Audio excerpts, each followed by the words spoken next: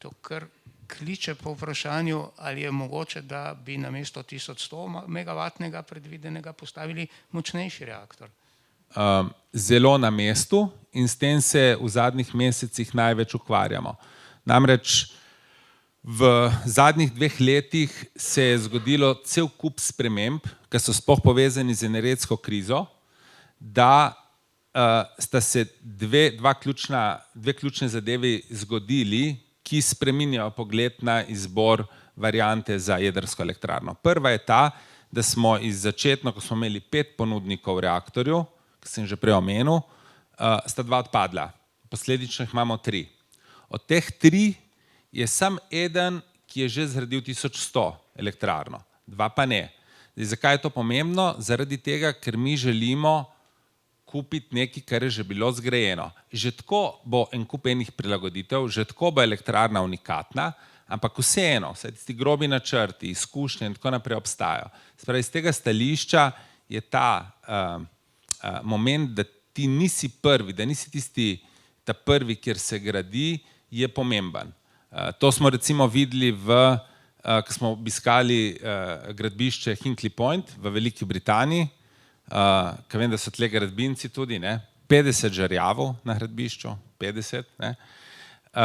Oni drugi blok, se pravi, tam sta 2 bloka, 2 reaktorja, drugi blok gradijo 30 do 40% hitreje pa z manj stroški. Zato, ker je logično, kad ti prvič narediš, a potem, kar ješ drugič delati, drugič narediš seveda hitreje, ker točno veš, kako je treba narediti. Tako da to je prvi moment. Drugi moment je pa to soinvestitorstvo. Se pravi, to soinvestitorstvo, ker naša lokacija tukaj, se pravi, elektroenergetsko omrežje je tako močno, da dejansko omogoča bistveno več kot 1100 megavatov. In če gledamo malo širše in če bi se naša država eventualno strateško zmenila za neko soinvestitorstvo z nekaterimi drugimi partnerji, potem je tukaj tudi priložnost za kakšno višjo enoto in potem imamo pa hitro. Američani imajo 1100 blok, Korejci takega že replicirajo je 1400 in Francozi 1670. Posledično to nam pa malo spreminja naš postopek umeščanja v prostor oziroma DPN. Vi veste, da je naša vloga bila zahtevana ustrezna dopolnitev. Mi smo tiste stvari sicer pripravili, ampak zdaj intenzivno se tudi pogovarjamo z ministrstvi, da bi zadeve dopolnili dodatno na tak način, da bi šli širšo močjo v umeščanje v prostor, ker to lahko in si dejansko na ta način odpremo manevrski prostor in tako vezano do ponudnikov, kot vezano do samih strateških partnerstev.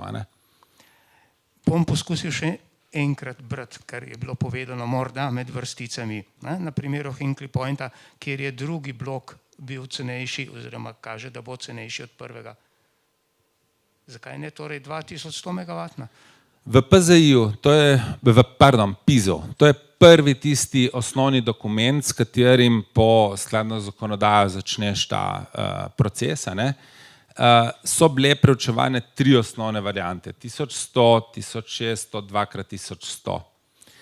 Vse 3 variante, ko so bile preučene, na koncu so pokazale, sicer je največ točk dobila 1100, ampak so bile vse tako blizu, da dejansko zaključek bil too close to call. Se pravi, da so stvari preveč skupaj, je nesmiselno se že v tisti fazi odločati, smiselno je vleči naprej, zaradi tega, da imaš ta manevrski prostor, ravno zaradi tega, ker tu ni neskončno ponudnikov, kjer bi potem lahko te stvari prosto izbiral.